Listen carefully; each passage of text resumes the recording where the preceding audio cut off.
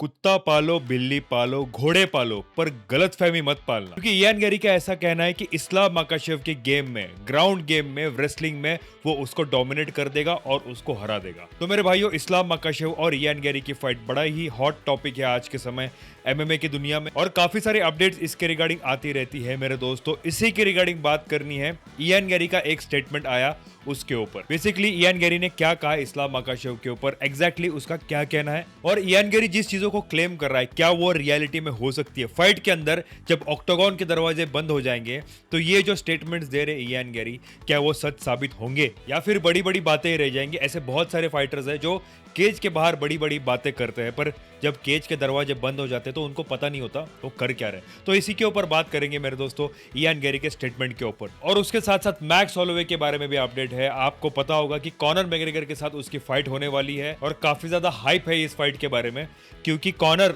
और max Holloway दो ऐसे फाइटर है जो फेदरवेट में फाइट कराए, लाइट वेट डिवीजन में फाइट कराए, और अब जाके वेल्टरवेट डिवीजन में ये दोनों की फाइट होने वाली है। एक तरीके से देखा जाए तो दो डिवीजन में ये फाइटर फाइट करके अब तीसरे डिवीजन में ये फाइट कर रहे हैं। और मैक्स होलोवे को लेकर ऐसा अपडेट आया कि उनकी जो फिजिकल साइज है उसको देख के लोग काफी ज्यादा हैरान हो चुके हैं कि मैक्स होलोवे मैसिव लग रहा है। मैक्स होलोवे कुछ खतरनाक लेवल की फाइट करेंगे, कुछ खतरनाक नॉकआउट निकाल सकता है। उसके साइज को देख के लोगों को ऐसा लग रहा है कि यार ये बंदा नॉकआउट निकालेगा। इसके ऊपर मैं अपना पॉइंट ऑफ व्यू दूंगा मेरे भाइयों, और उसके साथ एक लास्ट टॉपिक के बारे में बात करूंगा, डस्टिन पोरियर के बारे में। एक फाइटर जब फाइटिंग छोड़ देता है, ऑक्टागन छोड़ देता है, तो उसकी लाइफ कितनी डिप्रेसिंग हो जाती है। ये फैक्ट है मेरे दोस्तों, ये आज के समय की अनसेड रियलिटी है एमएमए फाइटर्स की। इसके ऊपर मैं थोड़ा डिटेल में बताऊंगा और थोड़ा साइकोलॉजिकल पॉइंट ऑफ व्यू से भी आपको समझाने की कोशिश करूंगा, और ये तीनों टॉपिक्स में कवर करूंगा मेरे भाई। और ऐसा ही यूएफसी और कॉम्बैट रिलेटेड अपडेट्स के लिए चैनल को सब्सक्राइब कीजिए, एमएमए फाइट वाला। तो मेरे भाइयों, जैसे मैंने पहले कहा था कि कुत्ता पाल लो, बिल्ली पाल लो, चाहे तो घोड़ा पाल लो, पर गलतफहमी मत पालना। ये गलतफहमी इयान गैरी को हो चुकी है कि इस्लाम माकाशेव को वो टेक डाउन करेगा और उसको ग्राउंड गेम के ऊपर डोमिनेट करेगा। एक चीज तो मैं समझ सकता हूं कि मैं उसको यहां पे स्ट्राइकिंग में डोमिनेट करूंगा, ये स्टेटमेंट काफी सही लगता, पर इयान गैरी का स्टेटमेंट क्या आया कि मैं रेसलिंग करूंगा, मैं ग्रैपलिंग करूंगा, मैं टेक डाउन करूंगा, यहां पे मैं सबमिट करूंगा इस्लाम माकाशेव को। मतलब अगर इस्लाम माकाशेव भी उसको टेक डाउन करने के लिए आए तो मैं उसको रोक के रखूंगा, मैं उसको मुझे सबमिट करने नहीं दूंगा। ये स्टेटमेंट मुझे सही लगता है, पर मैं इस्लाम माकाशेव को टेक डाउन करूंगा, मैं उसके साथ रेसलिंग करूंगा, ये जो स्टेटमेंट है वो मुझे अभी तक हजम नहीं हो रहा है मेरे भाइयों। आप भले ही बोलो कि खामजाद जैसा फाइटर हार गया, इलिया जैसा फाइटर हार गया, बहुत कंपैरिजंस हो रहे हैं, बहुत लेवल्स होते हैं एमएमए के अंदर। ये चीज़ के ऊपर मैं 100% मानता हूं कि ये चीज़ें एमएमए के अंदर होती है। कुछ भी चीज़ें हम जो कहते हैं वो नहीं होता, पर यार जो बंदा पैदा होने के बाद रेसलिंग ही कर रहा है, जिसने खाना कम खाया है पर रेसलिंग ज्यादा की है, ऐसे बंदे के साथ आप अगर ये बोल रहे हो कि मैं उसको उसी के गेम में हरा दूंगा, ये थोड़ा सा बियॉन्ड द इमेजिनेशन लगता है मेरे पॉइंट ऑफ व्यू के हिसाब से। मुझे बिल्कुल आइडिया नहीं है इयान गैरी का क्या यहाँ पे इंप्रूवमेंट चल रहा है, क्या यहाँ पे वो डेवलपमेंट कर रहे हैं अपने ग्राउंड गेम को अच्छा करने के लिए। पर मेरे भाइयों, जो बंदा बचपन से रेसलिंग कर रहा हो, यहाँ पे एक फाइट के लिए कैंप लगवाना, 2-3 मंथ के लिए यहाँ पे ट्रेनिंग करना, और उसके बाद ऐसा क्लेम करना कि मैं इस्लाम माकाशेव जैसे प्रो लेवल रेसलर को हरा सकता हूँ उसी के ग्राउंड गेम में, ये थोड़ा सा बियॉन्ड द इमेजिनेशन मुझे तो लगता है, क्योंकि ये चीजें ऐसे काम नहीं करती। जैक डेला मैडेना ने पूरी तरीके से कोशिश करी थी कि वो इस्लाम माकाशेव के टेकडाउन को रोक पाए, क्या वो रोक पाया? बिल्कुल नहीं। किसी ने अगर इस्लाम माकाशेव के टेकडाउन्स को रोका है ना, तो अलेक्जेंडर वोल्कानोव्स्की के, वो भी फर्स्ट फाइट के अंदर। उसके बाद मुझे अभी तक कोई ऐसा फाइटर याद नहीं है जिसने इस्लाम माकाशेव के सही से टेकडाउन्स रोक पाए। तो इयान गैरी, जिसका ग्राउंड गेम मुझे सच में इतना तगड़ा नहीं लगता as compare to Islam Makhachev, मैं उसको कंपैरिजन कर रहा हूं इस्लाम माकाशेव की और इयान गैरी की, किसका यहाँ पे ग्राउंड गेम डोमिनेटिंग है। अगर उसके सामने कोई और फाइटर होता तो डेफिनेटली मैं इयान गैरी को चूज करता। उसके सामने कोई और फाइटर होता तो मैं डेफिनेटली बोलता कि यार इयान गैरी के चांसेस है ग्राउंड गेम के अंदर।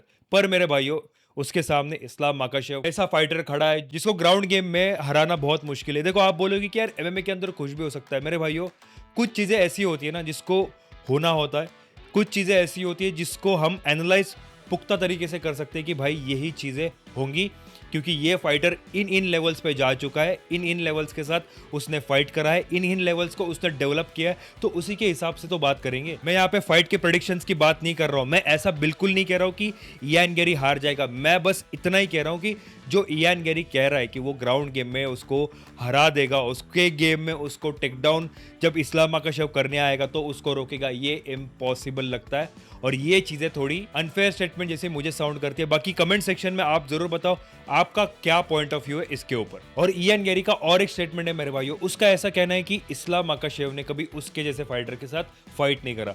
उसके जैसा फाइटर जो स्ट्राइकिंग में टॉप नॉच हो, जो इतना लंबा हो, जिसकी रीच इतनी बढ़िया हो, ये चीज के ऊपर मैं मानता हूं बिकॉज इस्लाम माकाशेव के सामने इयान गेरी काफी बड़े हैं हाइट के मुकाबले और रीच के मुकाबले। देखो मेरे भाइयों, रीच का एडवांटेज बहुत ज़्यादा मैटर करता है एमएमए के अंदर, खास करके ऐसे स्पोर्ट के अंदर जिसमें स्ट्राइकिंग प्रोमिनेंट हो। रीच के अपने अपने एडवांटेजेस है जिसकी वजह से स्ट्राइकिंग, काउंटर स्ट्राइकिंग, डिफेंस, उसके बाद एक डिस्टेंस मेंटेन करना, ट्रैप पे ना फंसना, ये सारी चीज़ें मैटर करती है मेरे भाइयों। इस चीज़ को मैं एग्री करता हूँ।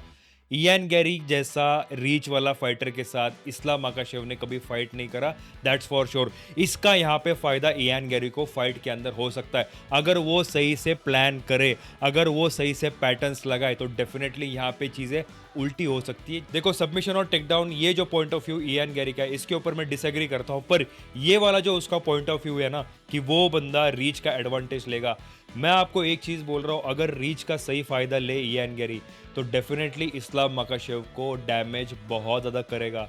जिस फाइट में इस्लाम माकाशेव ने डस्टिन पोरियर के साथ फाइट करी थी, जिस तरीके से उसको ब्लीड हुआ था मेरे भाइयों, बिल्कुल ऐसा ही सिनेरियो ये वाले फाइट के अंदर देखने मिलेगा अगर इयान गेरी अपने रीच का सही से इस्तेमाल करे और यहाँ पे डिस्टेंस सही से मेंटेन करे मेरे भाइयों, तो बिल्कुल मजा आएगा फाइट के अंदर। तो ये रहा मेरा पॉइंट ऑफ व्यू इसके ऊपर। बाकी आपकी भी point of view comment section में मुझे जरूर बताना। अब बात करते हैं भाइयों मैक्स होलोवे और कॉनर मैग्रेगर के बारे में। काफी ज्यादा हाइप बनी है। कॉनर मैग्रेगर एक अपना ही ऑरा बिल्ड करता है, aura is equal to Conor McGregor, ऐसा ही लगता है मेरे भाइयों। जब उसका फाइट वीक चालू हो जाता है, पूरा फैंस यहाँ पे, पूरा जो कल्चर चेंज हो जाता है एमएमए का। एक तरीके से ऐसा लगता है कि जो उसने बायो में लिख रखा है ना कि face of the fight game, ये बिल्कुल सही लगने लगता है मेरे भाइयों, बिकॉज कॉनर मैग्रेगर वैसे है।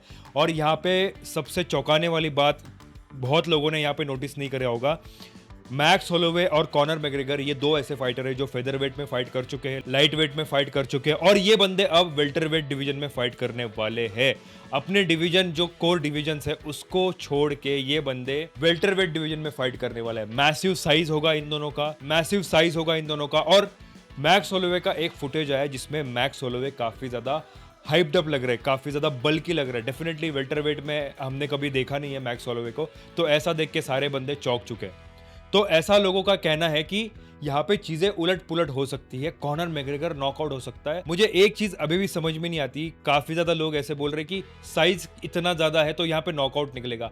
साइज का और नॉकआउट का क्या लेने देना, यहाँ पे स्ट्रेंथ, टाइमिंग और प्रिसीजन की बात होती है। जब यहाँ पे जिस समय जिस टाइमिंग पे पंच कनेक्ट होता है बंदा तभी नॉकआउट होता है। साइज बिल्कुल मैटर नहीं करता। वो डिवीजन में फाइट करने के लिए उतना वेट करना पड़ेगा, तो भैया फैट तो नहीं बढ़ाएंगे, मसल ही तो बढ़ाएंगे। सबसे ज़्यादा मैटर करता है स्ट्रेंथ। अगर बंदे में स्ट्रेंथ नहीं हो तो वो नॉकआउट नहीं निकाल पाता। कितने ऐसे फाइटर्स हैं जो वेल्टर वेट में है, मिडल वेट में है, पर वो नॉकआउट नहीं निकाल पाते। यहाँ पे कोई लेना देना नहीं है मसल्स का, और यहाँ पे ये मसल ज़्यादा है तो ये नॉकआउट निकलेगा, ये सब पता नहीं लोगों को मिसकंसेप्शंस है, बहुत ज़्यादा क्लैरिटी मिसिंग है। तो मैं आपको क्लियर करना चाहता हूँ कि इसका कोई लेना देना नहीं है। साइज इवन कॉनर मैग्रेगर का भी दिखने वाला है जैसा मैक्स होलोवे का दिख रहा है, तो यहाँ पे ऐसा कुछ नहीं है। नॉकआउट निकलेगा नहीं निकलेगा वो तो फाइट के अंदर देखेंगे, पर इसके ऊपर टेक्निकल एनालिसिस और कैसी फाइट जा सकती है, प्रेडिक्शंस, ये सब आएगी आप सबके लिए। और दोस्तों अब बात करते हैं डस्टिन पोरियर के बारे में। डस्टिन पोरियर यहाँ पे अरेस्ट हो चुके हैं अल्कोहल इश्यूज की वजह से।